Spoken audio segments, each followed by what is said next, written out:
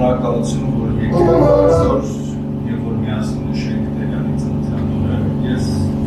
ձեզ չեմ շատ զբաղեցնի, որովհետեւ այսօր շատ զեկույցներ կան երկու մասին, որից մեկը նորից տեսել Մոսկվայում, ցավոք մեկ օրինակ Երևանում, մյուսը քանի շաբաթից երևի ես իսկույնս չեմ զբաղեցնի, մեկ ես Սուսաննա Ավանեսյանի գիտեր, որ ներկայացնում է Հովհաննես Թումանյանի, Վարդան Թումանյանի Անդերյան կապը, որը հանրային տարածային նշանակություն ունի, Տիկին Հովհաննեսյանը այսպես հասներ բացային, որ դիգը սկսում են, սկսած նրանից, որ ինչպես է Վահան Տերյանը Վարդան Թումանյանին ամուսնության առաջարկարել 17 թվականին, մինչև այսպես շատ հայտնի բանաստեղծների անհայտ բանաստեղծություններ, որոնք նվիրված են Տերյանին։ Մյուս գիրքը ուրեմն Մակինցյանի եւ Պողոս Մակինցյանի եւ Վահան Տերյանի համակարգությունն է, որը երկար այսպես տառապալից մի ընթացք է անցել, մինչև որ Մակինցյանի շինարարները համաձայնվել են ու փառք ու պատիվ իրենց, որ իրենք այդ գիրքը ուրեմն հասել են տպագրության եւ երևի թե այլևս այդպես շատ մեծ էջեր Վահան Տերյանից անհայտ չկա։ Բայց այս միկրոֆոնը ծածկեց ինտերնետում, ես այս երկու գրքերը իրոք սենսացիոն բացահայտումներ են Տերյանի մասին եւ երբ ինձ առաջարկվեց, որ ես խոսեմ Տերյանի մասին, ես մի անգամից ասացի, որ իմաստ չունեմ խոսելը, որովհետեւ կան շատ ավելի կարևոր մարդիկ, ովքեր իրոք բացահայտումներ են արել։ Ես ուզում եմ ամփոփեմ անցած տարվա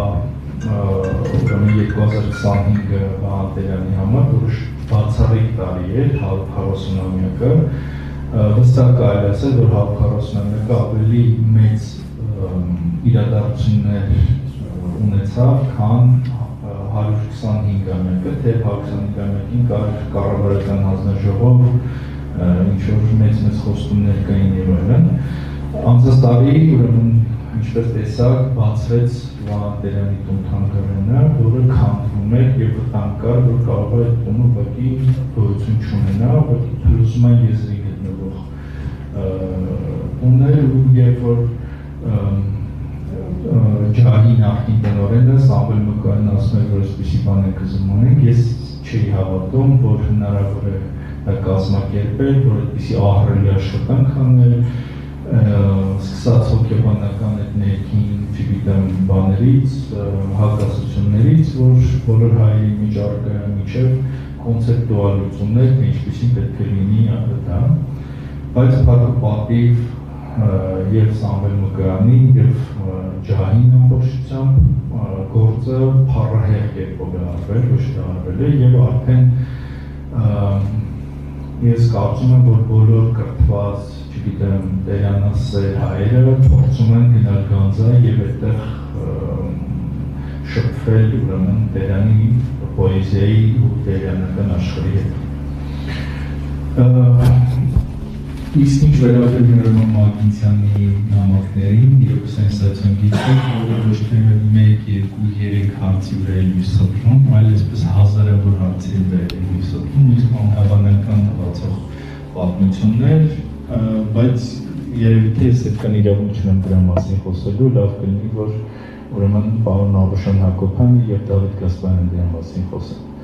Եվ անցած տարվա մյուս մեծ ուրեմն ձեռքբերումն այն էր, որ առաջին անգամ կազմակերպվեց Վահան Տերյանին նվիրված գիտաժողով, ճիշտ է ոչ այնքան կազմակերպված, որքան պետք է լիներ, կարելի էր դա միջազգային անել, կարելի էր տարբեր բաներ կարելի ասել, ինչպես կարելի անել, բայց ամեն դեպքում այդ գիտաժողովը տեղի ունեցավ եւ շատ հետաքրքիր զեկույցներ ուրեմն հնչեցին։ Այն, որ Տերյանը ամենից շատ այսպես արտասանվող, երկվող գրվող, մինչև հիմա ամենից շատ ուրեմն երգեր գրվում են երևի թե հենց Տերյանի բառերով։ Ուսումնասիրություններ են կատարվում տարբեր գիտակարգերում, փիլիսոփայությունից սկսած մինչև հոգեբանություն, լեզվաբանություն եւ այլն։ Աշխարհագրությունը, որ ասենք հեռավոր Փարիզում Գրիգոր Պլտյանը Տերյանի սիմվոլիզմի մասին է ուրեմն ուսումնասիրություն գրում, մինչև ասենք Երևան, մինչև Գորիս եւ այլն։ Դա նշանակում է, որ մենք գործ ունենք իրոք շատ մեծ հեղինակի հետ, որը դեռ պետք է ուսումնասիրվի եւ բերվի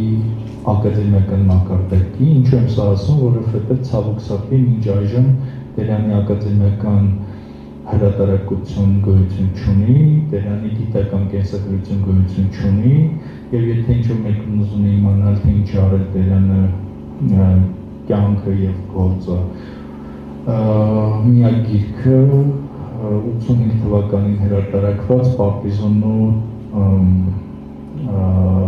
Տերյանապատումն է, որը բազմաթիվ սխալներով լի գիրք է։